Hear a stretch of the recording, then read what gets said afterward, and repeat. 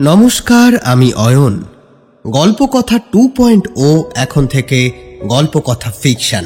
তাই গল্পকথা ফিকশনে আপনাদের সকলকে জানাই আরও একবার স্বাগত। আজকে আপনারা শুনবেন আপনাদেরই পছন্দের তারানাথ তান্ত্রিকের গল্প। বাংলা সাহিত্যের দুই অমর গল্পকার বিভূতিভূষণ বন্দ্যোপাধ্যায় এবং তার সুযোগ্য পুত্র তারাদাস বন্দ্যোপাধ্যায়, যারা তাদের লেখনীর জাদুতে সৃষ্টি করেছিলেন তারানাথ তান্ত্রিকের মতো এক অবিস্মরণীয় চরিত্র। তাদের স্মৃতির উদ্দেশ্যে রইল বিনম্র শ্রদ্ধা ও ভালোবাসা। এই নতুন কাহিনীটি তাদের সৃষ্টি দ্বারা অনুপ্রাণিত হয়ে লেখা এক ক্ষুদ্র প্রচেষ্টা মাত্র। তাদের লেখনের গভীরতা ও মহত্বের স্পর্শ করার ধৃষ্টতা আমাদের নেই। আজকে আপনারা শুনবেন রাকিব সর্দারের কাহিনী, তারানাথ তান্ত্রিকের গল্প আশ্বিনের জলা। যে সমস্ত শ্রোতা বন্ধুরা আমাদেরকে প্রথমবারের জন্য শুনছেন, তারা এই ধরনের আরও গল্প শুনতে আমাদের চ্যানেল ঘুরে বাকি গল্পগুলো শুনতে পারেন। চলুন তবে আর দেরি না করে শুরু করা যাক আজকের গল্প। শুরু হচ্ছে রাকিব সর্দারের কাহিনী, তারানাথ তান্ত্রিকের গল্প আশ্বিনের জলা।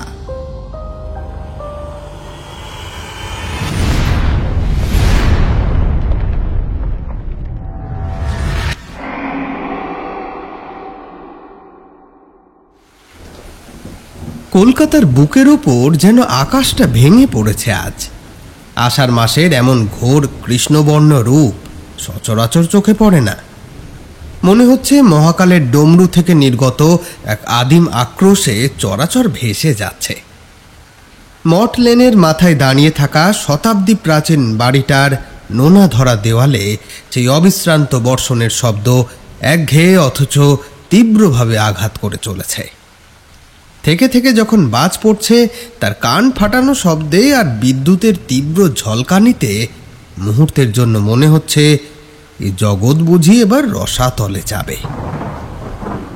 এই দুর্যোগপূর্ণ সন্ধ্যায় অন্য কোনো গন্তব্যের কথা ভাবাও বাতুলতা। তাই আমি এবং আমার বন্ধু কিশোরী দুইজনেই এসে জুটেছি তারানাথ তান্ত্রিকের এই ঘরে।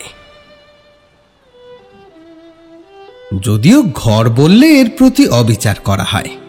এই যেন এক চলমান জগতের বাইরে স্থির হয়ে থাকা এক ভিন্ন মাত্রা। একটিমাত্র হ্যারিকেনের কাঁপা কাঁপা আলোয় ঘরের আসবাবপত্র আর কোণগুলো জীবন্ত ছায়া তৈরি করেছে। বাতাসে বহুদিনের সঞ্চিত ধূপ, শুকনো শিকড় বাকড় আর পুরনো কাগজের এক ভারী নেশাতুর গন্ধ। সেই গন্ধ নাকে প্রবেশ করলে বাইরের পৃথিবীর কোলাহল আপনা আপনিই মন থেকে মুছে যায়। তারানাথ নিজে তার বিদীর্ণ আরাম কেদারাটায় আসীন, চোখ দুটি বোজা, শরীর পাথরের মতো নিশ্চল। তার দীর্ঘ আঙুলগুলো কেবল হুকুর নলটি আলগোছে ধরে রয়েছে। দেখে বোঝার সাধ্যই নেই তিনি এই জগতে আছেন নাকি তার চেতনার কোনো অতল গহ্বরে ডুব দিয়েছেন। এই মানুষের সামনে বসলে সময়ের জ্ঞান থাকে না। এক অবর্ণনীয় প্রশান্তি আর অবিবৃত রহস্যে মন একই সঙ্গে আচ্ছন্ন হয়ে যায়। কিশোরী আমার দিকে কুনুই দিয়ে মৃদু খোঁচা দিল। তার চোখে মুখে অধৈর্য আর কৌতূহলের মিশ্র ভাব। সে চিরকালই যুক্তিবাদী, অলৌকিকতায় তার বিশ্বাস নেই।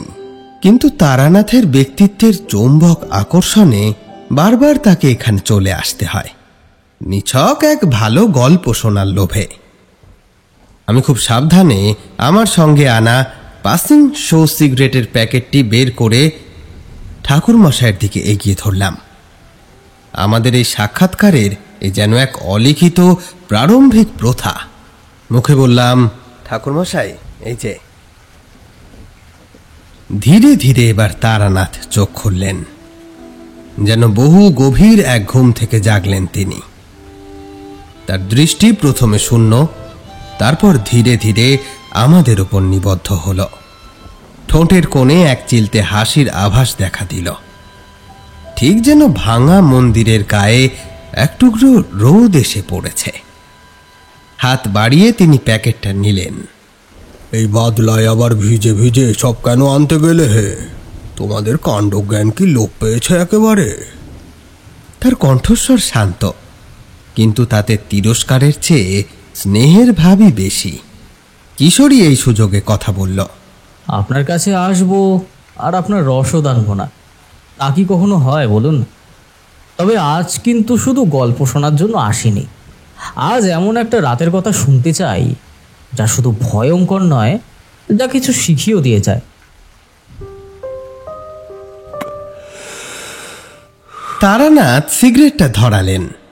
কয়েক মুহূর্ত ঘরটা শুধু তার দীর্ঘশ্বাসের মতো ধোঁয়া ছাড়া আর বৃষ্টির শব্দে পরিপূর্ণ হয়ে রইল।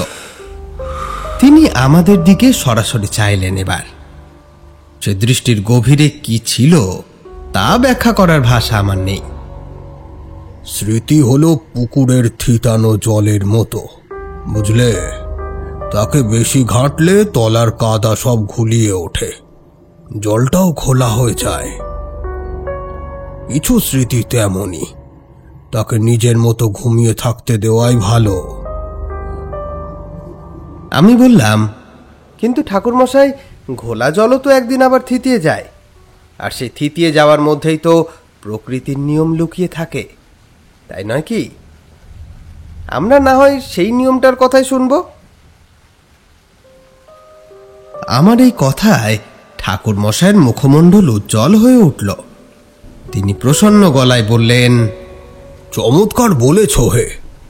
ঠিক আছে, যখন শুনতে চেয়েছ তখন আজ এক অন্যরকম কথাই শোনাবো। এই ঘটনা এমন এক মানুষের যে জ্ঞানের আলো খুঁজতে গিয়ে অন্ধকারের অতল গহ্বরে হারিয়ে গিয়েছিল।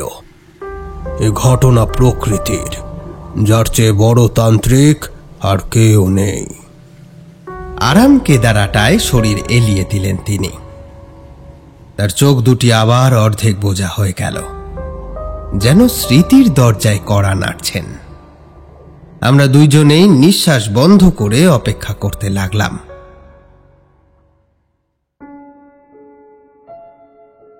সে বহু বছর আগের কথা। তখন আমার এই শরীরে বয়সের মোর্চে ধরেনি। রক্তে ছিল দুরন্ত যৌবনের তেজ, আর মাথায় ছিল একটাই নেশা, অজানাকে জানা, অদেখাকে দেখা। তন্ত্রের গূঢ় রহস্যের সন্ধানে তখন আমি সারা ভারতবর্ষ চষে বেড়াচ্ছি। সেবার এক বিশ্বস্ত সূত্রে খবর পেয়েছিলাম এক আশ্চর্য বনস্পতি, মহাকাল লতার। শোনা যায় তার সঠিক ব্যবহার নাকি মানুষের আয়ু পর্যন্ত নিয়ন্ত্রণ করতে পারে। আমিও লেগে পড়ি সে লতার সন্ধানে।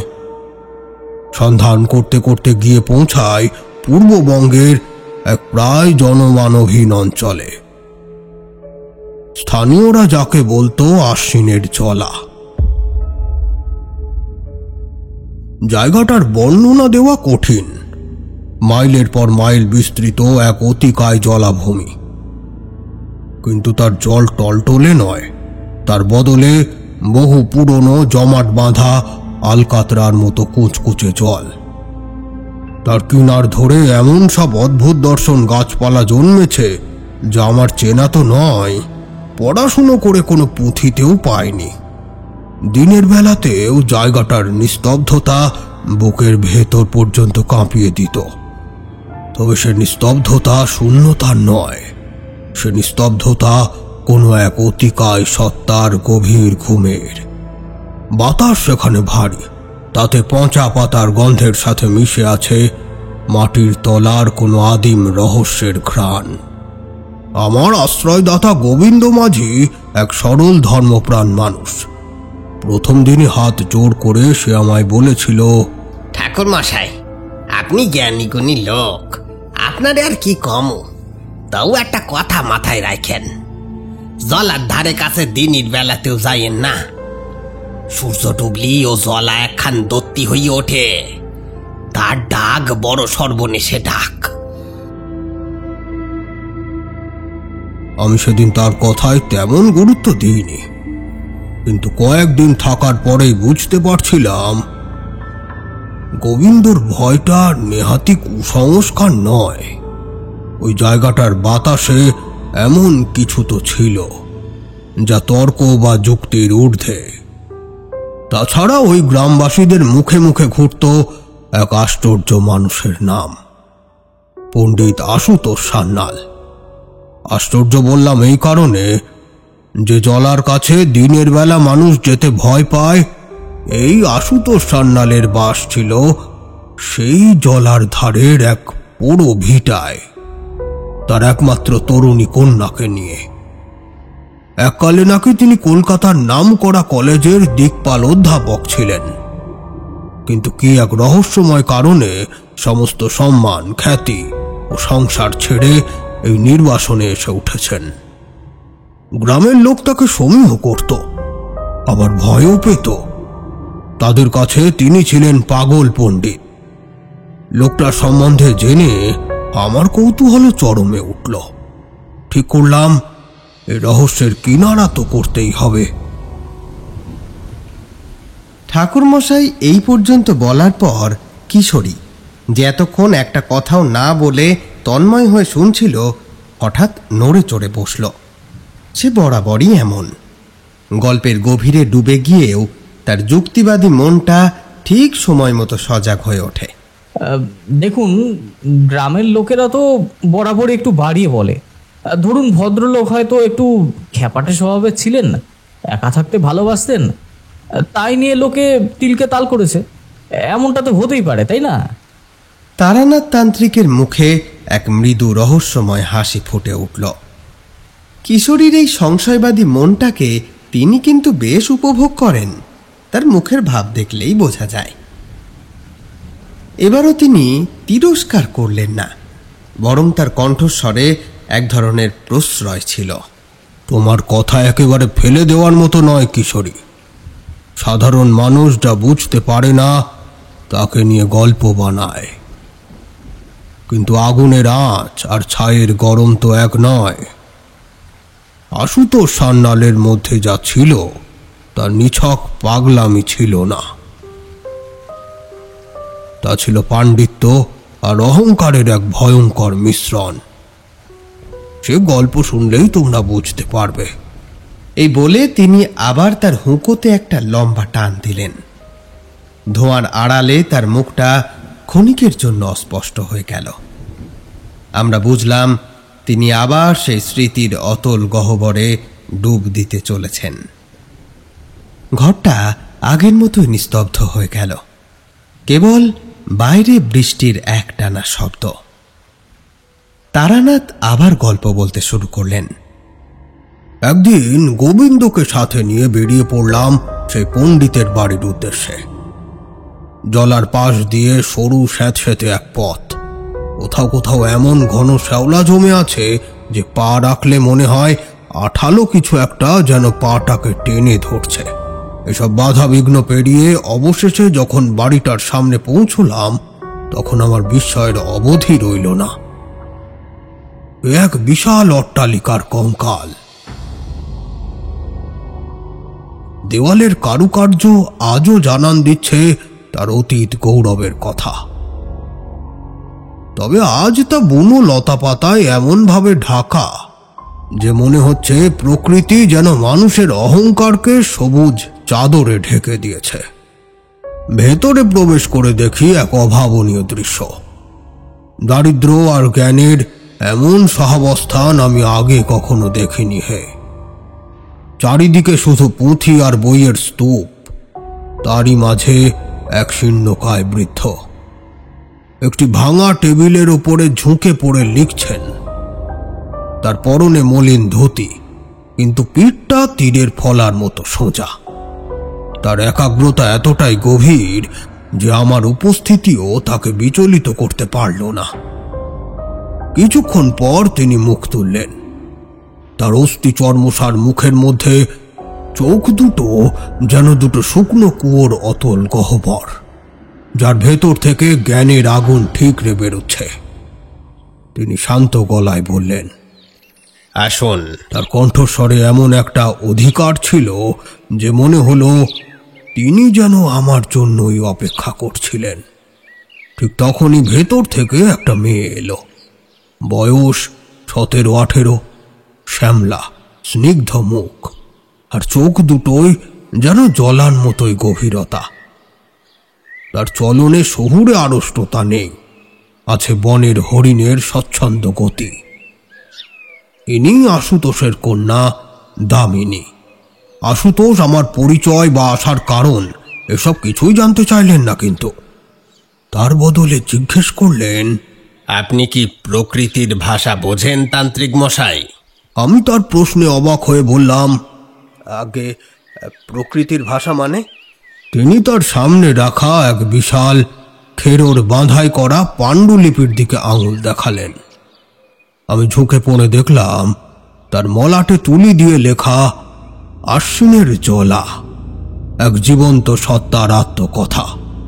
এবার তিনি আমার চোখের দিকে সরাসরি তাকিয়ে বললেন, এই জলা মৃত নয়, এর চেতনা আছে, স্মৃতি আছে, ক্ষুধাও আছে। আমি ওর সেই কথাই লিখছি, ও নিজে আমাকে দিয়ে লিখিয়ে নিচ্ছে। তার সেই দৃষ্টি আর আত্মবিশ্বাসী কণ্ঠস্বরে আমার মতো মানুষেরও মেরুদণ্ডের ভেতর দিয়ে এক শীতল স্রোত বইয়েছিল। আমি বুঝলাম আমি এক ভয়ঙ্কর খেলায় পা দিয়ে ফেলেছি। এ খেলা তন্ত্রের নয়, মন্ত্রেরও নয়, এ খেলা প্রকৃতির আদিম রহস্যের। আর তার কেন্দ্রে বসে আছেন এক প্রতিভাবান কিন্তু পথভ্রষ্ট পণ্ডিত, যিনি জ্ঞানের শিখরে উঠতে গিয়ে নিজের আত্মাকেই বাজি ধরেছেন। আশ্বিনের জলা, এক জীবন্ত সত্তার আত্মকথা। পাণ্ডুলিপিটির মলাটে লেখা ওই কয়েকটি শব্দ যেন কোনো মন্ত্রের মতো আমার মস্তিষ্কের কোষে কোষে আঘাত করল। আমি একজন তান্ত্রিক, প্রকৃতির নানা গূঢ় শক্তিকে চাক্ষুষ করেছি, কিন্তু কোনো মানুষকে এমন স্পর্ধার সাথে প্রকৃতির আত্মকথা লিখতে দেখিনি। এ পাণ্ডিত্য নয়, এ আসলে পাণ্ডিত্যের অহংকার, যা সাধককে পথভ্রষ্ট করে। আমি আশুতোষ সান্যালের মুখের দিকে তাকালাম। তার সেই জ্বলন্ত চোখ দুটির দিকে তাকিয়ে আমার মনে হলো এ মানুষ পথভ্রষ্ট জেনেও স্বেচ্ছায় সে পথেই হেঁটে চলেছেন। পতঙ্গ যেমন তার আগুনের দিকে ধেয়ে যায়, এও যেন ঠিক তেমনই এক আত্মহননের যাত্রা। আমি নিজেকে সামলে নিয়ে বললাম, বড়ই অদ্ভুত বিষয় পণ্ডিত মশাই, জলার আত্মকথা, এর অর্থ কি? আশুতোষ সান্যাল এক বিচিত্র হাসি হাসলেন। সে হাসিতে আনন্দ ছিল না, কিন্তু ছিল এক গভীর বিষণ্ণতা আর এক ধরনের অসহায় ঔদ্ধত্য বলা চলে। অর্থ, সবকিছুর অর্থ খুঁজতে গেলেই তো মানুষ ভুল করে তান্ত্রিক মশাই। আমরা মনে করি এ জগৎ আমাদের জন্য তৈরি। আমরা গাছ কেটে ঘর বানাই, মাটি খুঁড়ে খনিজ তুলি, জলকে শাসন করে বাঁধ দিই। আমরা ভাবি প্রকৃতি এক জড় পদার্থ আর আমরা তার প্রভু। কিন্তু সত্যিটা কি জানেন? সত্যিটা হলো আমরা এই প্রকৃতির বুকে জেগে ওঠা এক ক্ষণিকের বুদবুদ মাত্র। ওর নিজস্ব এক চেতনা আছে, এক অখণ্ড স্মৃতি আছে, যা মানুষেরও কল্পনার অতীত। তার কথাগুলো আমার মাথার ভেতর ঘুরপাক খেতে লাগলো। আমি তন্ত্র সাধনা করি, আমি জানি যে প্রকৃতির প্রতিটি কণার মধ্যেই শক্তি নিহিত আছে, কিন্তু তাকে এইভাবে এক জীবন্ত সত্তা হিসেবে ভাবার কথা আমারও মনে আসেনি। তিনি বলে চললেন, এই জলাভূমি, যাকে আপনারা আশ্বিনের জলা বলেন, এর বয়স কত কেউ জানেন? জানেন না। লক্ষ লক্ষ বছর ধরে ও শুধু দেখেছে, সঞ্চয় করেছে। কত প্রাণী, কত বনস্পতি ওর বুকে জন্মেছে, আবার ওর বুকেই মিলিয়ে গিয়েছে। তাদের সকলের স্মৃতি, সকলের শক্তি এর জলের গভীরে, এর মাটির তলায় ঘুমিয়ে আছে।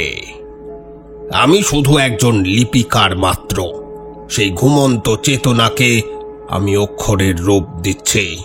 ঠিক সেই সময় দামিনী একটি মাটির শানকিতে করে আমাদের জন্য মুড়ি আর নারকেল কোড়া নিয়ে এলো।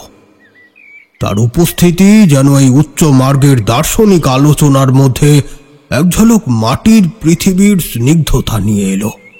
সে যখন আমার হাতে শানকি তুলে দিচ্ছিল, আমি আর চোখে লক্ষ্য করলাম তার বাবার কথা বলার সময় তার সুন্দর মুখটি আশ্বিনের মেঘের মতোই কালো হয়ে গিয়েছে। আরও একটা ব্যাপার লক্ষ্য করলাম, মেয়েটার শান্ত চোখ দুটিতে ছিল এক অব্যক্ত যন্ত্রণা, যা সে লুকোনোর আপ্রাণ চেষ্টা করছে বটে, কিন্তু আমি ধরে ফেললাম। অর্থাৎ এই জ্ঞানী পণ্ডিত যাই বলুন না কেন, তার কন্যা তার এই রূপ দর্শনকে মোটেই ভালো চোখে দেখছে না। আসলে মেয়েটার চোখের ভাষা তার পিতার পাণ্ডিত্যের চেয়েও অনেক বেশি সত্য কথা বলছিল।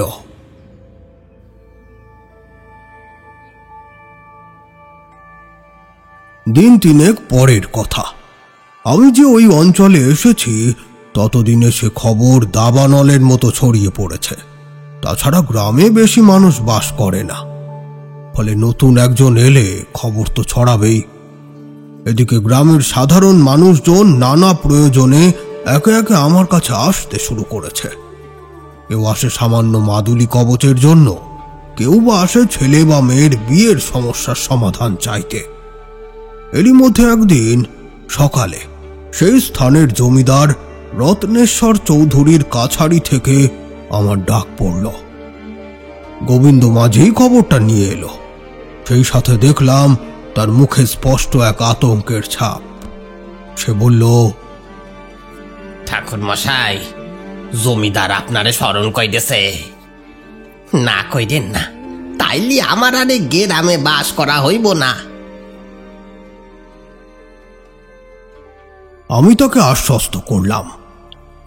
জমিদারের সাথে মোলাকাত করার ইচ্ছা আমারও ছিল। একটা অঞ্চলের চরিত্র বুঝতে গেলে তার সাধারণ প্রজা আর শাসক দুজনকেই চেনা প্রয়োজন।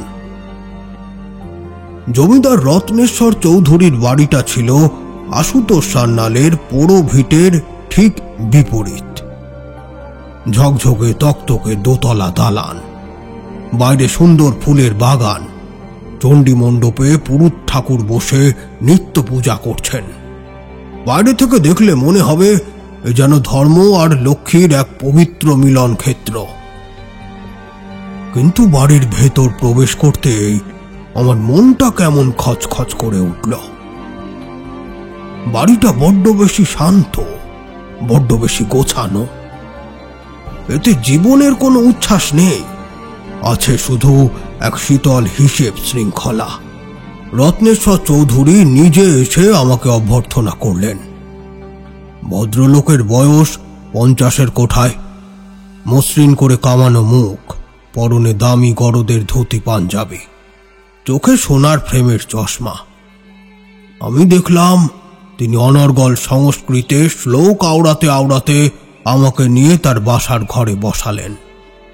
কথায় কথায় তার পাণ্ডিত্য আর ধর্মপ্রাণতার এমন বহর দেখতে লাগলাম যে আমার মনে হলো এ যেন শান্ত পুকুরের জলের নিচে ওঁত পেতে থাকা এক ক্ষুধার্ত বোয়াল মাছ, যে তার শিকারকে ভোলানোর জন্য নানা রকম খেলা দেখাচ্ছে। এভাবে একে একে অনেক কথাবার্তার পর তিনি আসল প্রসঙ্গে এলেন। শুনলাম আপনি নাকি পণ্ডিত মশাইয়ের কাছে যাতায়াত করছেন। তিনি এমন ভাবে বললেন যেন তিনি আশুতোষের পরম হিতৈষী। আহা, কি মানুষ ছিলেন, আর আজ তার কি দশা! বড়ই চিন্তা হয় আমার। শুনেছি তিনি নাকি এক আশ্চর্য পুঁথি লিখছেন, না?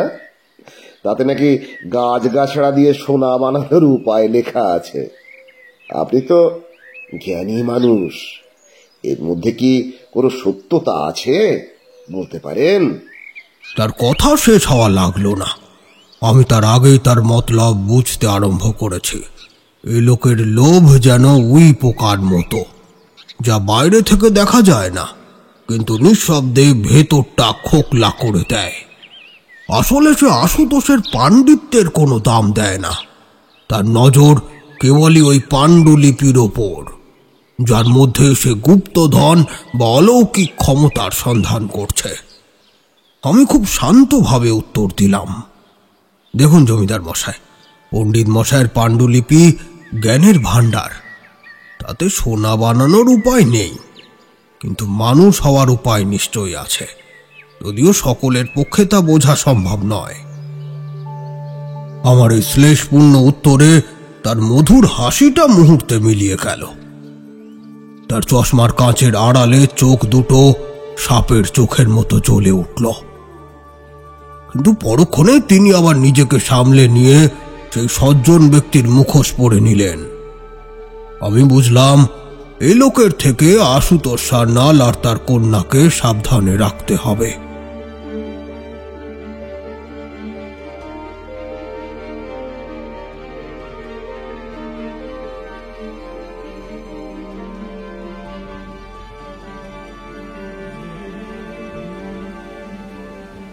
ঠাকুরমশাই এই পর্যন্ত বলে একটু থামলেন, হুঁকোতে আরেকটি বার টান দিয়ে ধোঁয়া ছাড়লেন।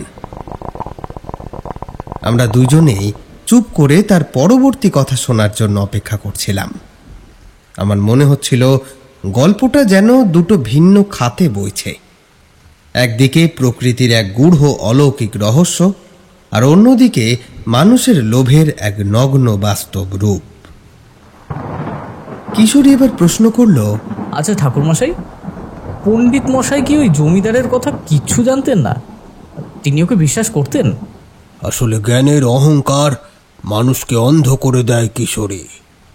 আশুতোষ তখন নিজেরই তৈরি করা এক আলাদা জগতের মধ্যে বাস করছিলেন।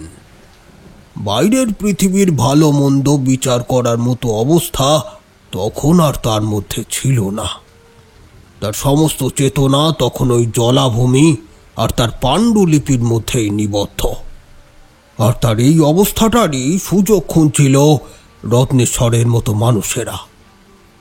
তবে একজন ছিল যেই সবটা বুঝতে পারছিল। হ্যাঁ, দামিনী। আমি বললাম, দামিনী? তারানাথ নিঃশব্দে সম্মতিসূচক ভঙ্গিতে ঘাড় নাড়লেন। জমিদারের সাথে দেখা হওয়ার পর আমার মনটা আরো ভারাক্রান্ত হয়ে গেল।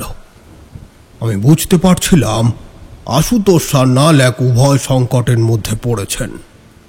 একদিকে প্রকৃতির এক সর্বগ্রাসী ক্ষুধা, অন্যদিকে মানুষের নির্লজ্জ লোভ।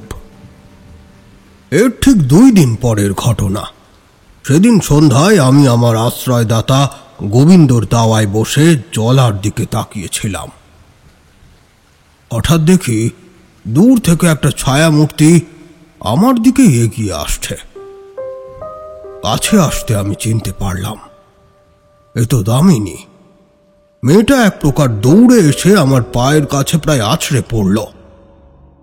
তার শান্ত সুন্দর মুখ ভয়ে আর কান্নায় বিবর্ণ। তার চুল অবিন্যস্ত, শ্বাস ঘন ঘন পড়ছে। আমি তাকে ধরে তুলে বসালাম। বললাম, কি হয়েছে মা? এমন করে ছুটে এসেছো কেন? সব ঠিক আছে তো? দামিনী ফুঁপিয়ে ফুঁপিয়ে কাঁদতে লাগলো। তার সে কান্না দেখে আমার বুকটা মোচড় দিয়ে উঠল। অনেকক্ষণ ধরে কেঁদে কান্না থামিয়ে সে যা বলল তা শোনার জন্য আমি প্রস্তুত ছিলাম না। ঠাকুর মশাই, আপনি আমার বাবাকে বাঁচান। উনি আর আমার বাবা নেই। কেউ যেন ওনার শরীরটাকে ব্যবহার করছে। দিন দিন উনি কেমন হয়ে যাচ্ছেন। আপনি বাঁচান আমার বাবাকে। শান্ত হও মা, শান্ত হও। খুলে বলো তো কি হয়েছে। বাবা এখন আর রাতে ঘুমান না, সে বলতে লাগলো। সারা রাত এক দৃষ্টে ওই পাণ্ডুলিপিটার দিকে তাকিয়ে কি সব যেন বিড়বিড় করেন। আর যখনই সুযোগ পান চুপি চুপি ওই জলার গভীরে চলে যান। আমি পিছু নিয়ে দেখেছি উনি এক জায়গায় গিয়ে ঘন্টার পর ঘন্টা দাঁড়িয়ে থাকেন, কার সাথে যেন কথা বলেন। তার চোখ দুটো ভয়ে বিস্ফারিত হয়ে উঠেছিল। সে আমার হাত দুটো চেপে ধরে বলল, সবকিছুর মূলে ওই নীল ফুলগুলো ঠাকুরমশাই। বাবা ওগুলোকে নীল শঙ্খপুষ্প বলেন। কি সুন্দর দেখতে। রাতে ওগুলো থেকে নীল আলো বের হয়, কিন্তু ওই আলোগুলো বড় সর্বনাশা। ওই ফুলের নেশাতেই তো বাবা নিজেকে শেষ করে দিচ্ছেন। আমার মনে হয় বাবার শরীরটা যেন ভেতর থেকে উই পোকার মতন কেউ একটু একটু করে খেয়ে ফেলছে। আপনি ওনাকে বাঁচান ঠাকুরমশাই, আপনি ওনাকে বাঁচান। দামিনীর সেই আকুল আরতি আর চোখের জল আমার হৃদয়ে শেলের মতো বিঁধল। আমি তাকে কথা দিলাম, আমি তার বাবাকে ফিরিয়ে আনার যথাসম্ভব চেষ্টা করব। ঠিক তার পরের দিনটায় ছিল এক ঘোর অমাবস্যা।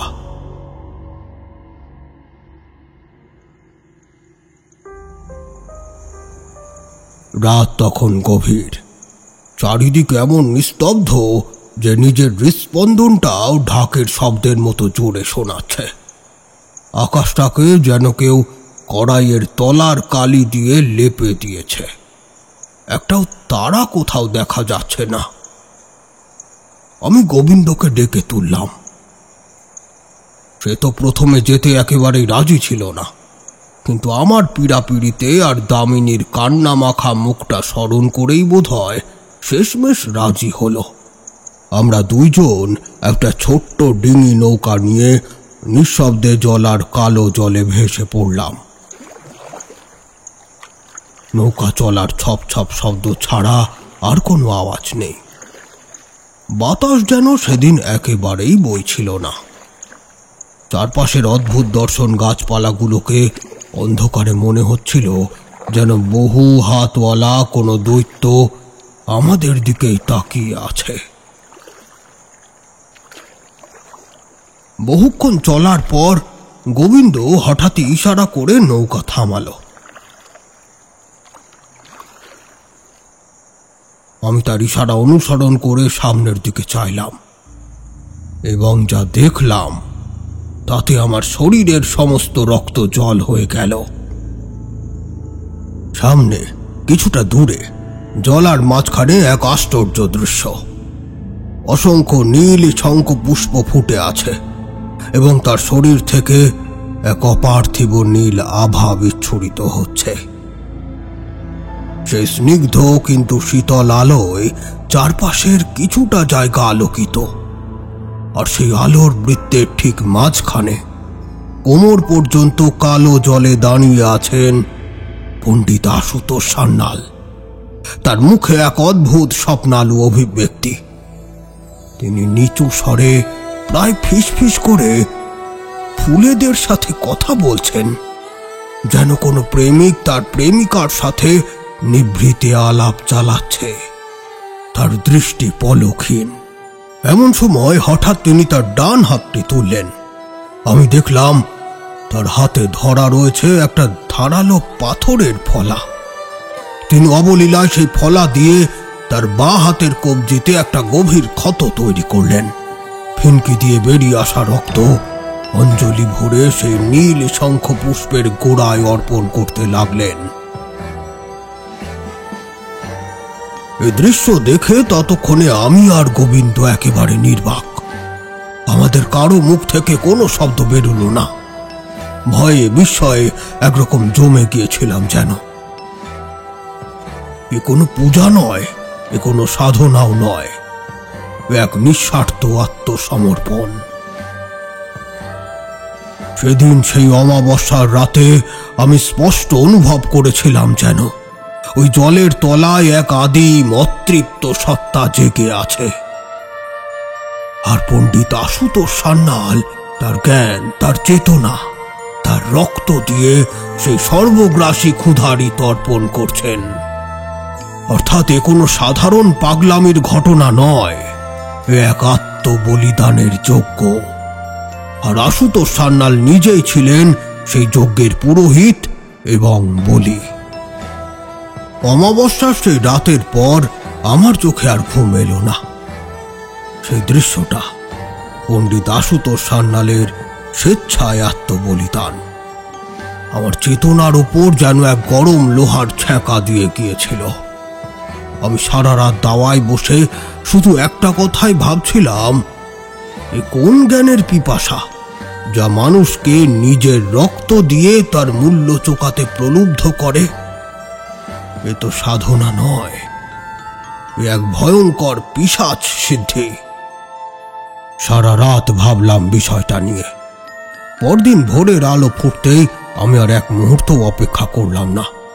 গোবিন্দকে কিছু না বলে একাই বেরিয়ে পড়লাম আশুতোষ সান্যালের বাড়ির উদ্দেশ্যে। আমার মন বলছিল আজ একটা হেস্তনেস্ত করতেই হবে। হয় তিনি আমার কথা শুনবেন, নয়তো আমি তাকে ওই সর্বনাশা পথ থেকে জোর করে ফিরিয়ে আনব। কিন্তু তার বাড়ির কাছাকাছি পৌঁছতেই আমার বুকের ভেতরটা কেঁপে উঠল। আগের সেই শান্ত ধ্যান গম্ভীর পরিবেশটা আর নেই। বাতাসে ভাসছে এক অদ্ভুত উগ্র মিষ্টি গন্ধ, যেন হাজারটা ফুল একসঙ্গে পচে যাচ্ছে। আর সেই পোড়া বাড়িটার দিকে তাকিয়ে মনে হলো ওটা যেন এক দানবের মতো হাঁ করে বসে আছে, যার ক্ষুধা দিন দিন বাড়ছে। আমি ভেতরে প্রবেশ করে দেখলাম আশুতোষ তার সেই পাণ্ডুলিপির ওপর ঝুঁকে পড়ে আছেন। তার চেহারা গত 2 দিনে আরো ভেঙে গিয়েছে। চোখের নিচে কালি জমেছে, গাল দুটো ভেঙে চোয়াল বেরিয়ে পড়েছে। দেখে মনে হচ্ছিল তার শরীরের সমস্ত রস যেন কেউ শুষে নিয়েছে। পড়ে রয়েছে শুধু শুকনো খোলসটা। আমার পায়ের শব্দে সরাসরি বললেন, বৃথা চেষ্টা তান্ত্রিক মশাই। আপনি যা দেখছেন তা সত্য, কিন্তু সেই সত্যের গভীরতা মাপার ক্ষমতা আপনার নেই। তার এইরূপ শীতল অহংকারী কথায় আমার শরীরের রক্ত গরম হয়ে উঠল।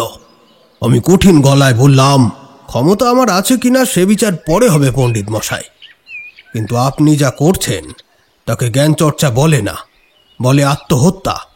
আপনি প্রকৃতির নিয়ম লঙ্ঘন করছেন। এবার তিনি মুখ তুললেন।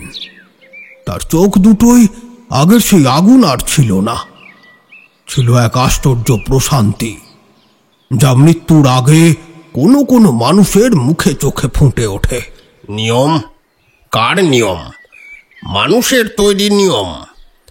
আমি সেই নিয়মের ঊর্ধ্বে চলে গিয়েছি। আপনি কি জানেন ওই নীল শঙ্খ পুষ্প আমাকে কি দিয়েছে? ও আমাকে সময়ের পর্দার ওপারে দেখার ক্ষমতা দিয়েছে।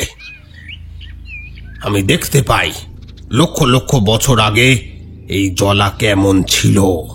আমি শুনতে পাই গাছের বেড়ে ওঠার শব্দ, পাথরের ক্ষয়ে যাওয়ার দীর্ঘশ্বাস।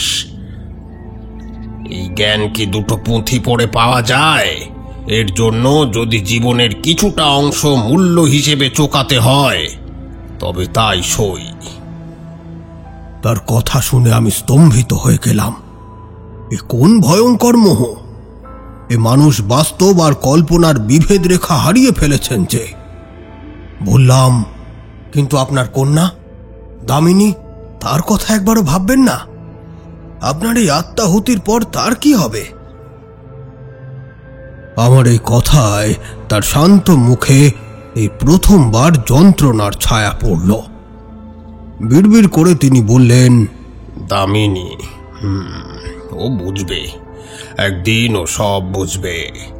এই পাণ্ডুলিপি যখন শেষ হবে তখন জগৎ সংসার ওকে মাথায় তুলে রাখবে, বুঝবে ও সেদিন। ঠিক সেই মুহূর্তে ঘরের ভেতর থেকে ফুঁপিয়ে কান্নার শব্দ ভেসে আসে। আমরা দুইজনেই সেদিকে তাকাই। দরজার আড়ালে দাঁড়িয়েছিল দামিনী। তার 2 চোখ বেয়ে জলের ধারা নামছে। সে আমাদের সমস্ত কথাই শুনে ফেলেছে। আশুতোষ তার কন্যাকে দেখে মুহূর্তের জন্য বিচলিত হলেন, কিন্তু পরক্ষণেই তার মুখ আবারও কঠিন হয়ে উঠল। তিনি আমার দিকে তাকিয়ে প্রায় আদেশ করার সুরে বললেন, আপনি এবার আসুন তান্ত্রিক মশাই, আমার অনেক কাজ বাকি। আপনি আমার জগতের মানুষ নন, তাই আমাকে বোঝানোর চেষ্টাও করবেন না। আমি বুঝলাম এই মুহূর্তে তর্ক করে কোনো লাভ নেই। এ মানুষ জ্ঞানের মোহে এতটাই অন্ধ যে নিজের মেয়ের চোখের জলও তার কাছে পৌঁছচ্ছে না। আমি একটা দীর্ঘশ্বাস ফেলে সেখান থেকে বেরিয়ে এলাম। কিন্তু আমার মন বলছিল এত সহজে সব শেষ হবে না।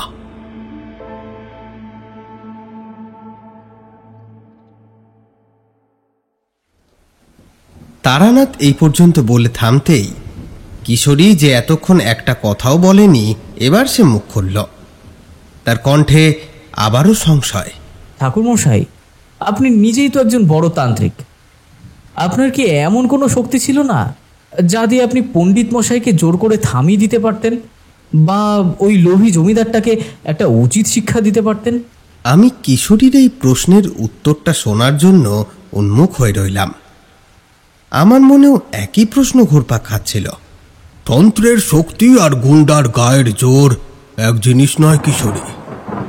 তন্ত্রের কাজ হলো পথ দেখানো, কারো ইচ্ছার বিরুদ্ধে তাকে জোর করে পথে চালানো নয়। আশুতোষ স্বেচ্ছায় সজ্ঞানে ওই পথ বেছে নিয়েছিলেন। তার সেই ইচ্ছার ওপর জোর খাটানোর অধিকার আমার ছিল না। আর মানুষের লোভ, সে তো সাপের বিষের চেয়েও ভয়ঙ্কর। তাকে কোনো মন্ত্র দিয়ে বেঁধে রাখা যায় না হে। তার একমাত্র ঔষধ হলো কর্মফল, আর আমি কেবল অপেক্ষা করছিলাম সেই কর্মফলের। ঠাকুর মশাইয়ের এই দার্শনিক উত্তরে আমরা দুইজনেই চুপ মেরে গেলাম। তিনি এক মুহূর্ত থেমে আবার তার অতীতে ডুব দিলেন।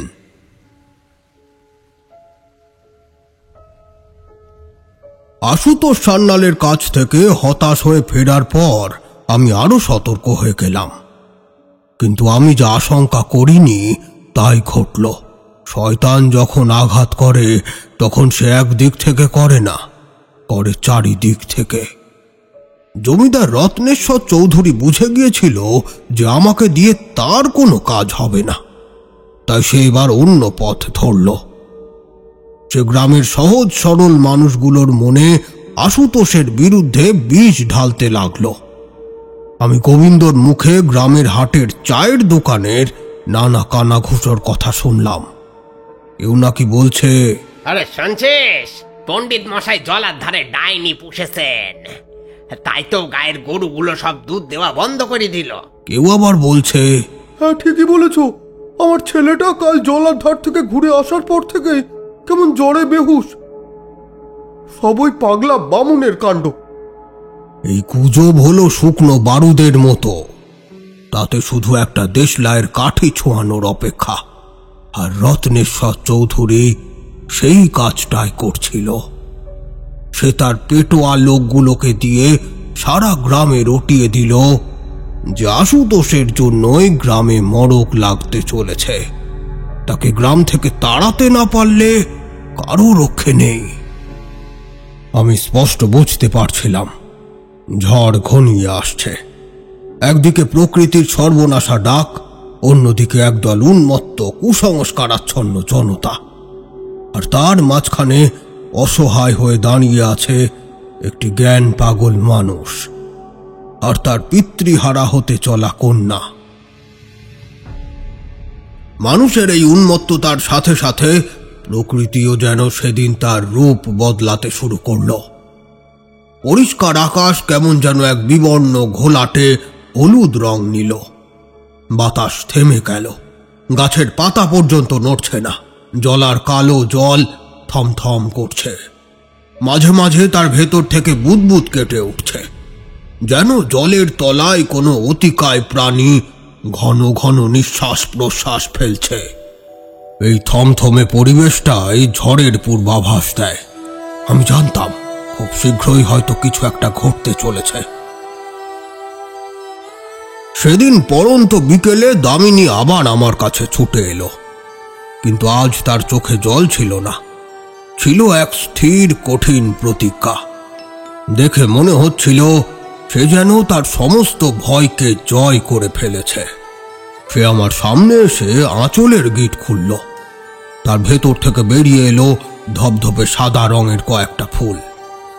ফুলগুলোর গড়ন ঠিক সেই নীল শঙ্খ পুষ্পের মতোই, কিন্তু এর রং সম্পূর্ণ ভিন্ন, এবং এ ফুল থেকে কোনো আলো বিচ্ছুরিত হচ্ছিল না, বরং এক স্নিগ্ধ পবিত্র সৌরভ বেরোচ্ছিল। দামিনী আমার হাতে ফুলগুলো দিয়ে বলল, ঠাকুরমশাই, এগুলোও শঙ্খপুষ্প। মা বেঁচে থাকতে বলতেন এই সাদা ফুল হলো প্রকৃতির আশিস, আর নীল ফুল হলো অভিশাপ। বাবা যখন ভালো ছিলেন তখন এই সাদা ফুলের রস দিয়ে কত মানুষের চিকিৎসা করেছেন। উনি বলতেন নীল শঙ্খপুষ্পের সম্মোহনী মায়া কাটানোর শক্তি শুধু এই সাদা ফুলের পবিত্রতার মধ্যে আছে। তার কণ্ঠস্বর কাঁপছিল। আজ রাতে ঝড় উঠবে। বাবা আমাকে বলেছেন আজই নাকি তার সাধনার শেষ রাত। আজ তিনি জলার গভীরে গিয়ে তার পাণ্ডুলিপি শেষ করবেন। আমি জানি আজ রাতে জলা তাকে পুরোপুরি গ্রাস করে নেবে। আপনি আমার বাবাকে ফিরিয়ে আনুন ঠাকুরমশাই। জ্ঞান চাই না, পাণ্ডুলিপি চাই না, আমি শুধু আমার বাবাকে ফেরত চাই। তার সেই আকুল অনুরোধ আমার বুকে ছুরির মতো বিঁধল।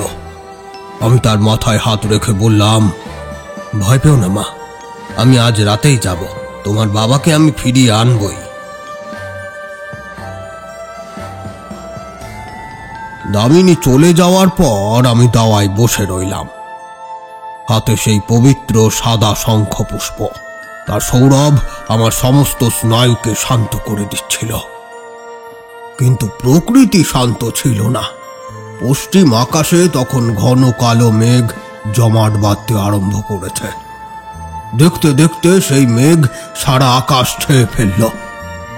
দিনের আলো সত্ত্বেও চারিদিকে সন্ধ্যার মতো অন্ধকার হয়ে গেল। প্রথম দমকা হাওয়াটা এসে ঝাঁপিয়ে পড়ল গাছপালার ওপর, সাথে নিয়ে এলো ধুলো আর শুকনো পাতার ঘূর্ণি। আমি দূর থেকে দেখলাম গ্রামের পথে মশাল হাতে একে একে বেশ কিছু লোক জড়ো হচ্ছে। তাদের কোলাহল ঝোড়ো হাওয়ায় ভেসে আমার কানে আসতে লাগলো। জমিদার রত্নেশ্বর তার কাজ হাসিল করেছে, উন্মত্ত করে তুলেছে জনতাকে। আর সেই উন্মত্ত জনতা আজ রাতে আশুতোষের ভিটে আক্রমণ করতে চলেছে।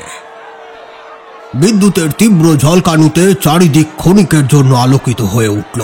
তারপরে এলো মেঘের এক প্রলয়ঙ্কর গর্জন। সেদিন সন্ধ্যায় 3টে ঝড় একসঙ্গে উঠেছিল।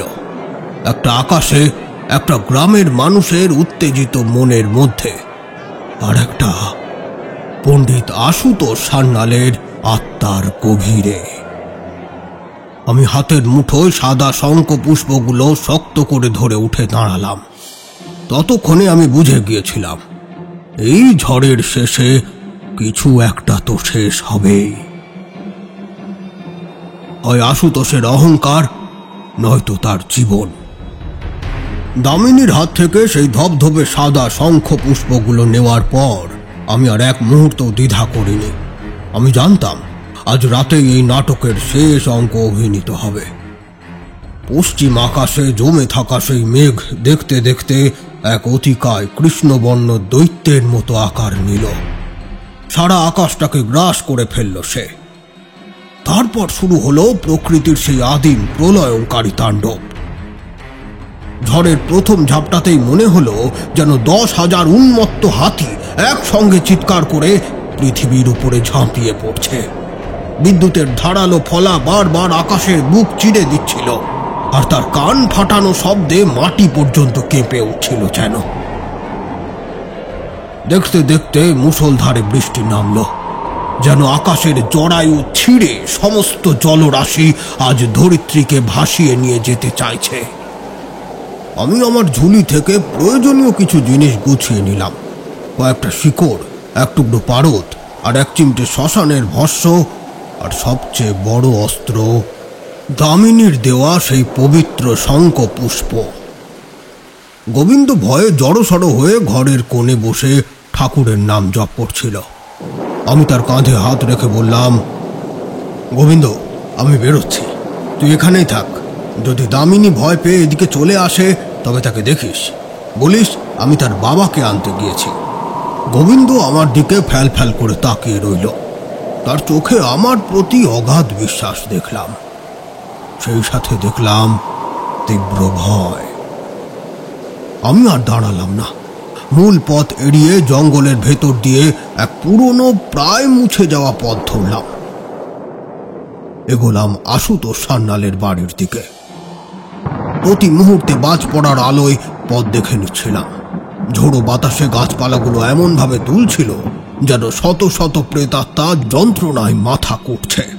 পায়ের তলায় পিছল কাঁদা, যা বিছা পাতার মতো পায়ে জ্বালা ধরিয়ে দিচ্ছিল। বহু কষ্টে প্রকৃতি আর নিজের শরীরের সাথে যুদ্ধ করতে করতে আমি এগিয়ে চললাম। প্রায় আধ ঘন্টা সেই নরক যন্ত্রণা ভোগ করার পর আমি আশুতোষের ভিটের কাছাকাছি এক ঝোপের আড়ালে এসে পৌঁছালাম। সেখান থেকে যা দেখলাম তাতে আমার রক্ত হিম হয়ে গেল। প্রায় 50-60 জন লোক মশাল আর লাঠি সোটা নিয়ে বাড়িটাকে ঘিরে ফেলেছে। তাদের উন্মত্ত চিৎকার ঝড়ের গর্জনের সাথে মিশে এক নারকীয় ঐক্যতান তৈরি করেছে। তাদের চোখে মুখে কোনো বিচার বিবেচনা নেই, আছে শুধু অন্ধবিশ্বাস আর ধ্বংসের নেশা। কিছুক্ষণ পরে দেখলাম ভিড়ের ভেতর থেকে এগিয়ে এলো জমিদার রত্নেশ্বর চৌধুরী। সে নিজে মশাল ধরেনি, তার ভৃত্য তার মাথার উপর একখানা মস্ত বড় ছাতা ধরে আছে। এই প্রলয়ের মধ্যেও তার আভিজাত্য দেখানোর কি নির্লজ্জ প্রয়াস, সেটাই তখন ভাবছি। শুনলাম সে উত্তেজিত জনতার উদ্দেশ্যে চিৎকার করে বলল, আর ভয় কিসে? ওই পাগলা বাবুলটা ভেতরে তার গুপ্তধন নিয়ে বসে আছে। আজ আমরা ওর ভণ্ডামি শেষ করব, যা পাওয়া যাবে সব তোদের। তার এই কথায় উত্তপ্ত জনতা দ্বিগুণ তেজে গর্জে উঠল। তারা বাড়ির দিকে এগোতে যাবে, ঠিক সেই মুহূর্তে একটা আশ্চর্য ঘটনা ঘটল। জলার সেই নির্দিষ্ট অংশ যেখানে নীল শঙ্খ পুষ্পগুলো ফুটেছিল, সেখান থেকে এক তীব্র উজ্জ্বল নীলাভ আলোক রশ্মি রাতের আকাশকে ভেদ করে বেরিয়ে এলো। সে আলো চাঁদের আলোর মতো স্নিগ্ধ নয়, তার মধ্যে রয়েছে কি এক সম্মোহনী অপার্থিব ভয়ঙ্কর আকর্ষণ। আলোর সেই আকস্মিক আবির্ভাবে উন্মত্ত জনতা ভয়ে চমকে পিছিয়ে গেল। তাদের চিৎকার মুহূর্তে থেমে গিয়েছে। সেই দৈব আলোর কাছে মশালগুলো যেন নিষ্প্রভ, কিন্তু একজনের চোখে কোনো ভয় ছিল না, ছিল তীব্র পাশবিক লোভ। সে হলো ওই রত্নেশ্বর চৌধুরী, জমিদার। সেই আলোর দিকে তাকিয়ে চিৎকার করে বলে উঠল, হয়তো ওইখানেই আছে এই মণি, সব গুপ্তধন ওইখানেই আছে। তার যুক্তি বুদ্ধি ভয় ডর সব লোপ পেয়েছে ততক্ষণে। সে তার ভৃত্যকে ধাক্কা দিয়ে সরিয়ে ছাতার আশ্রয় ছেড়ে সে আলোর উৎসের দিকে পাগলের মতো দৌড়তে শুরু করলো। সে ছুটে গেল জলার একেবারে কিনারায়, যেখানে মাটিটা বৃষ্টির জলে ভিজে নরম হয়ে রয়েছে। আমি সব নেব, সব আমার, সব আমার। এই কথাগুলোই ছিল তার জীবনের শেষ কথা। যে মুহূর্তে সে সেই নীল আলোর বৃত্তের কাছে পৌঁছে জলার জলে হাত দেওয়ার জন্য ঝুঁকেছে, সেই মুহূর্তে ঘটল ভয়ঙ্কর ঘটনাটা। জলার কিনারার নরম মাটি সাপের মতো ছোবল মারল। কালো আঠালো কাদা আর শ্যাওলা জড়ানো শিকড় বাকড় যেন জীবন্ত হয়ে উঠে কাল নাগিনীর মতো তার পা দুটোকে পেঁচিয়ে ধরল। রত্নেশ্বর একবার আর্তনাদ করারই সুযোগ পেল। পর মুহূর্তে এক হ্যাঁচকা টানে সেই অতল কালো জল তাকে নিজের গভীরে টেনে নিল। কেবল কয়েকটা জলের বুদবুদ কয়েক মুহূর্তের জন্য জানান দিল, একটু আগে এখানে একটা জলজ্যান্ত লোভী মানুষ দাঁড়িয়েছিল। লোভ হলো একটা রাক্ষস, যে নিজের পালককেই প্রথম আহার করে। আশ্বিনের জলা যেন আজ সেই কথাই প্রমাণ দিল। এই দৃশ্য দেখে উন্মত্ত জনতার এক মুহূর্ত দাঁড়ালো না। তারা চিৎকার করতে করতে যে যেদিকে পারল দিগ্বিদিক জ্ঞান শূন্যের ন্যায় পালিয়ে গেল। মানুষের তৈরি ঝড় তো এভাবে থামল, কিন্তু প্রকৃতির ঝড় তখন সবে শুরু হয়েছে।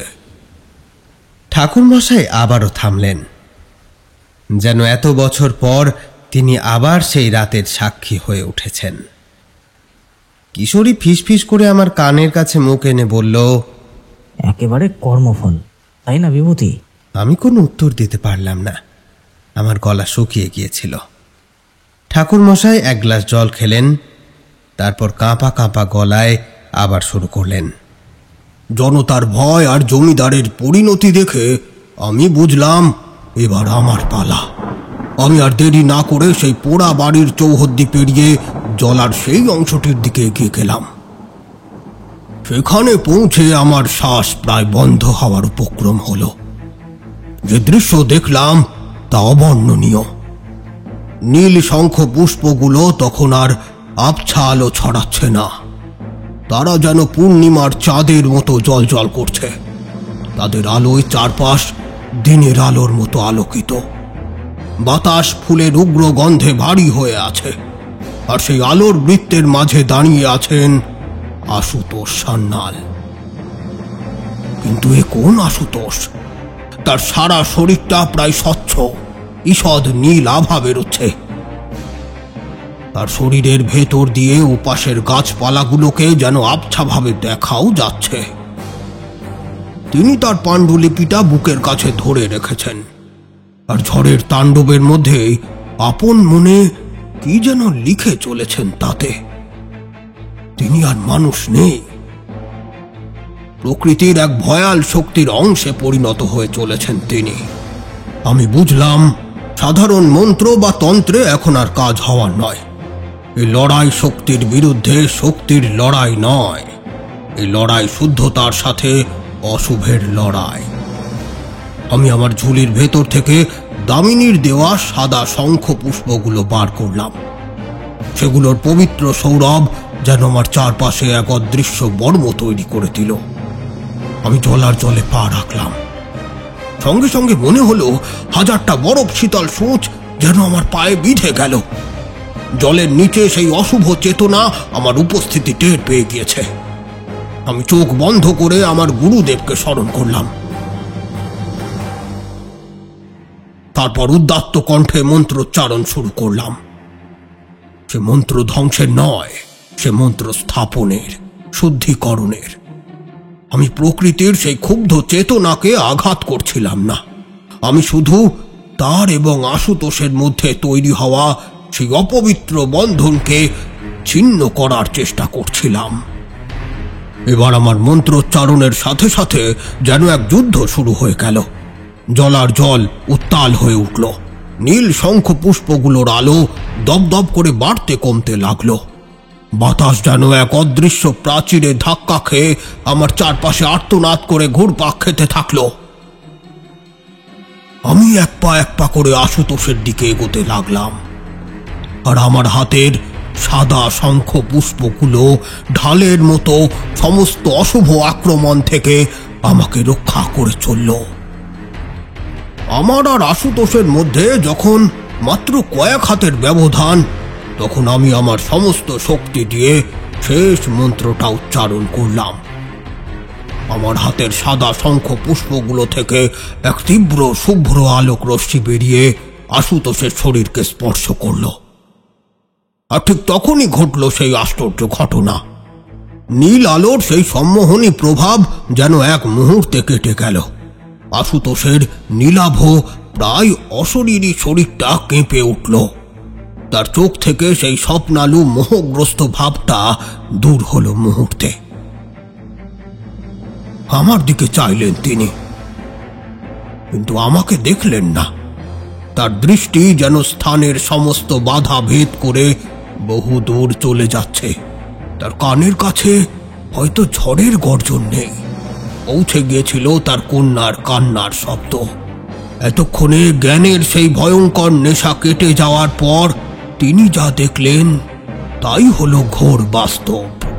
তিনি দেখলেন তার নিজের বিলীন হতে থাকা অস্তিত্ব, তার অতল স্পর্শী অহংকার, আর তার একমাত্র কন্যার অসহায় মুখ।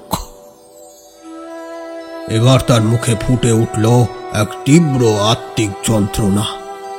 পাণ্ডিত্যের অহংকার চূর্ণ বিচূর্ণ হয়ে বেরিয়ে এসেছে, এক পিতার সত্তা।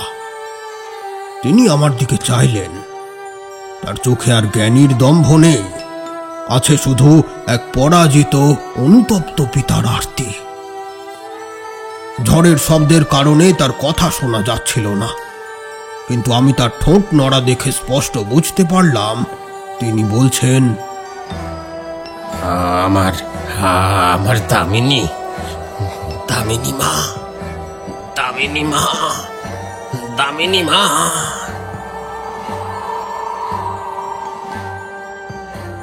তিনি তার জীবনের সার, তার সাধনা, তার অহংকার সেই পাণ্ডুলিপিটা কম্পিত হাতে আমার দিকে বাড়িয়ে দিলেন।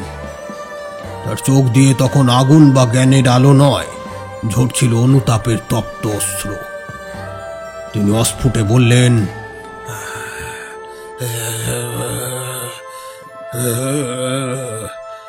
এটা পুড়িয়ে ফেলবেন।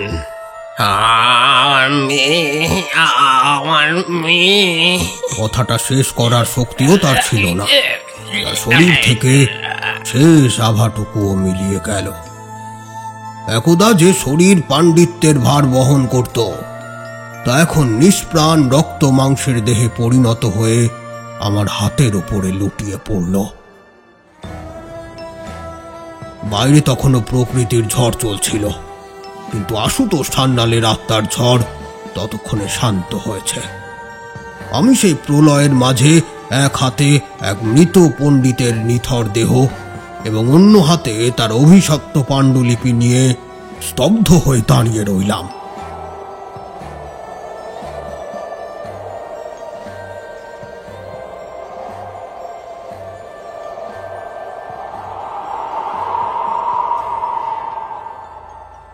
আমি কতক্ষণ সেইভাবে আশুতোষ সান্যালের নিষ্প্রাণ দেহটাকে বুকে নিয়ে দাঁড়িয়েছিলাম আমার কোনো হুঁশই ছিল না। ঝড়ের তাণ্ডব তখনও থামেনি, কিন্তু আমার চারপাশে যেন এক অদ্ভুত নিস্তব্ধতা নেমে এসেছিল। পণ্ডিতের শরীরের শেষ উষ্ণতাটুকুও যখন বৃষ্টির জলে শীতল হয়ে গেল, তখন আমার সম্বিত ফিরল। আমি তার দেহটাকে নিজের কাঁধে তুলে নিলাম। যে মানুষটি একদিন জ্ঞানের ভারে পৃথিবীর সমস্ত শাস্ত্রকে বহন করার স্পর্ধা রাখতেন, আজ তার রক্ত মাংসের শরীরটা বহন করতে আমার সমস্ত শক্তি প্রায় শেষ হয়ে যাচ্ছিল। আমি যখন তাকে নিয়ে জলার কিনারায় ফিরছি, তখন এক আশ্চর্য দৃশ্য দেখলাম। ভোরের আলো ফুটতে শুরু করেছে। ইতিমধ্যে ঝড় থেমে শান্ত হয়েছে, প্রকৃতি স্নিগ্ধ হয়ে উঠেছে। দেখলাম যে নীল শঙ্খ পুষ্পগুলো কিছুক্ষণ আগেও অপার্থিব আলো আর উগ্র গন্ধ ছড়াচ্ছিল, তারা এখন নিতান্তই সাধারণ বুনো ফুলের মতো চুপসে গিয়ে নিজেদের পাপড়ি গুটিয়ে নিয়েছে। তাদের আর কোনো আলো নেই, সম্মোহনও নেই। যেন এক নাটক শেষ হওয়ার পর অভিনেতা তার পোশাক ও রং মুছে ফেলে সাধারণ মানুষে পরিণত হয়েছে। আশ্বিনের জলা তার ভয়াল রূপ ত্যাগ করে এক বিষণ্ণ বিধবার মতো শান্ত। আমি যখন সেই পোড়ো বাড়ির দোরগোড়ায় পৌঁছলাম, তখন দেখি গোবিন্দ মাঝি এক কোণে জড়সড় হয়ে বসে। আমাকে ওই অবস্থায় দেখে সে ছুটে এলো। তার চোখে মুখে ভয় এবং স্বস্তির এক মিশ্র অনুভূতি। আমরা দুইজনে মিলে যখন আশুতোষের দেহটি ঘরের ভেতরে আনলাম, তখন ভেতর থেকে বেরিয়ে এলো দামিনী। তার বাবাকে ওই অবস্থায় দেখে সে কিন্তু চিৎকার করে উঠল না, মাটিতে আছড়ে পড়ে বিলাপও করল না। সে খুব শান্ত পায়ে এগিয়ে এলো। তার বাবার নিথর দেহের পায়ের কাছে বসে তার পায়ে মাথা রাখল। একটা শব্দও তার মুখ দিয়ে বেরোল না, কিন্তু তার কাঁধ দুটো থরথর করে কাঁপছিল। তার সেই নীরব কান্না ছিল ঝড়ের গর্জনের চেয়েও অনেক বেশি হৃদয় বিদারক। তার কান্নায় শব্দ ছিল না, কিন্তু ছিল এক মহাসমুদ্রের নিস্তব্ধতা। আমি বুঝলাম এ মেয়ে সাধারণ নয়। যে প্রকৃতির কোলে সে বড় হয়েছে, সে প্রকৃতির মতোই তার শোক প্রকাশের ভঙ্গিটাও গভীর, শান্ত, মৌন। সেদিন সকালেই আমরা আশুতোষ সান্যালের শেষকৃত্যের আয়োজন করলাম। গোবিন্দ আর গ্রামের দু একজন বয়স্ক লোক, যারা জমিদারের ভয়ে নয় বরং মনুষ্যত্বের খাতিরে এগিয়ে এসেছিল, তাদের সাহায্যে জলার ধারে একটা চিতা সাজানো হলো। যে জলাভূমি তার চেতনার অংশ হতে চেয়েছিল, তার নশ্বর দেহটি সেই জলার বাতাসেই বিলীন হবে, এটাই হয়তো প্রকৃতির ইচ্ছা ছিল। চিতা প্রস্তুত হওয়ার পর দামিনী এগিয়ে এলো। সে তার বাবার মুখাগ্নি করল, যে দৃশ্য আমি কোনোদিনও ভুলব না। এক তরুণী কন্যা যখন তার জ্ঞান পাগল পিতার মুখে আগুন দিচ্ছে, তখন মনে হচ্ছিল সে যেন শুধু তার দেহকেই দাহ করছে না, তার সমস্ত অহংকার, তার সমস্ত মোহ, তার সমস্ত ভুলের ওপর শেষ পর্দাটা টেনে দিচ্ছে। চিতার আগুন যখন দাউ দাউ করে জ্বলে উঠল, আমি আমার ঝুলি থেকে সেই অভিশপ্ত পাণ্ডুলিপিটি বার করলাম। লক্ষ লক্ষ বছরের জ্ঞান, প্রকৃতির অকথিত রহস্য, যা পাওয়ার জন্য একজন মানুষ নিজের আত্মাকে বাজি রেখেছিল, তা আজ আমার হাতে। এক মুহূর্তের জন্য আমার মনটাও দুলে উঠেছিল। জ্ঞানের লোভ বড় সাংঘাতিক লোভ। কিন্তু পর মুহূর্তেই আমার চোখের সামনে ভেসে উঠল দামিনীর সেই অশ্রুসিক্ত শান্ত মুখটি। আমি আর এক মুহূর্ত অপেক্ষা করিনি। আশুতোষ সান্যালকে দেওয়া আমার শেষ প্রতিজ্ঞা রক্ষা করার জন্য পাণ্ডুলিপিটি সেই জ্বলন্ত চিতার আগুনে নিক্ষেপ করেছিলাম। পাতার পর পাতা পড়তে লাগলো। কত না জানা রহস্য, কত না সাধনা, কত না দর্শন সেই আগুনের লেলিহান শিখায় সব ছাই হয়ে গেল। আমার মনে হচ্ছিল জ্ঞানের অহংকার আজ আগুনের কাছে নতজানু হয়েছে। এভাবে যখন পাণ্ডুলিপিটির শেষ পাতাটিও পুড়ে ছাই হয়ে গেল, তখন জলার দিক থেকে এক মৃদু ঠান্ডা বাতাস বয়ে এলো। মনে হলো যেন আশ্বিনের জলা তার বুকের ওপর থেকে এক ভারী পাথর নেমে যাওয়ায় এবার এক স্বস্তির দীর্ঘশ্বাস ফেলল। এরপর আমি আরো কয়েকদিন সেখানে ছিলাম। দামিনীর জন্যই ছিলাম। গ্রামের মানুষ যারা কদিন আগে মশাল হাতে দামিনীদের ভিটায় আক্রমণ করতে এসেছিল, তারা এখন জমিদারের মৃত্যুর পর নিজেদের ভুল বুঝতে পেরে বেজায় অনুতপ্ত। তারা একে একে এসে দামিনীর কাছে ক্ষমা চাইল, তার পাশে থাকার আশ্বাস দিল। দামিনী কিন্তু গ্রাম ছেড়ে চলে গেল না। সে তার বাবার সেই পোড়া ভিটেতে থেকে যাওয়ার সিদ্ধান্ত নিল। সে বলেছিল, এই মাটি, এই জলা আমার মা। বাবাকেও কেড়ে নেয়নি। বাবা নিজেই ওর কাছে যেতে চেয়েছিলেন। এখনও শান্ত। আমি আমার মায়ের কাছেই থাকব। আমি বুঝেছিলাম এই জলাভূমির সত্যিকারের অভিভাবক এখন এই মেয়েটি। তার পবিত্রতার কাছে জলার সমস্ত অশুভ শক্তি হার মেনেছে। এভাবে একে একে এগিয়ে এলো আমার ফেরার দিন। যাওয়ার দিন সে আমার হাতে একটা সাদা শঙ্খ পুষ্প তুলে দিয়ে বলেছিল, এটাকে সাথে রাখবেন ঠাকুর মশাই। এর সৌরভ আপনাকে মনে করিয়ে দেবে যে প্রকৃতির মমতার চেয়ে বড় কোনো শক্তি নেই। আমি শেষবারের মতো সেই শান্ত স্নিগ্ধ জলাভূমির দিকে তাকালাম। মনে হলো সে যেন এক বিষণ্ণ কিন্তু অপরূপ সুন্দরী নারী, যে তার জীবনের এক ভয়াল অধ্যায় শেষ করে নতুন করে বাঁচতে শিখছে। আমি তাকে প্রণাম জানিয়ে আমার ফেরার পথ ধরলাম।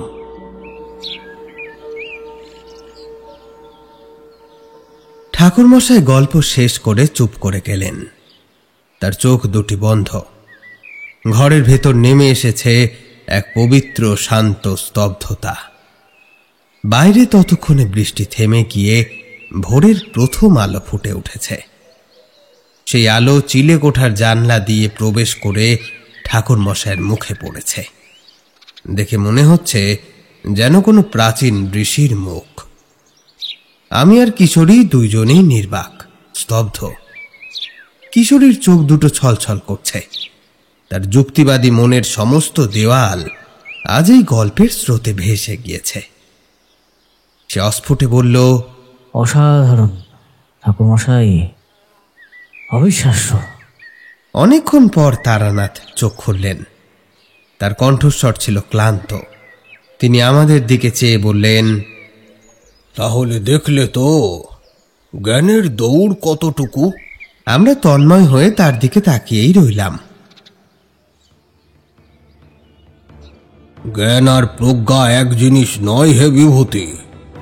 জ্ঞান মানুষকে তথ্য দেয়, শক্তি দেয়, আর তার সাথে দেয় অহংকার। আশুতোষ সান্যাল ছিলেন মহাজ্ঞানী, কিন্তু তার প্রজ্ঞা ছিল না। প্রজ্ঞা মানুষকে বিনয়ী করে, তাকে তার নিজের সীমাবদ্ধতার কথা মনে করিয়ে দেয়। আর আশুতোষ সেটাই ভুলে গিয়েছিলেন।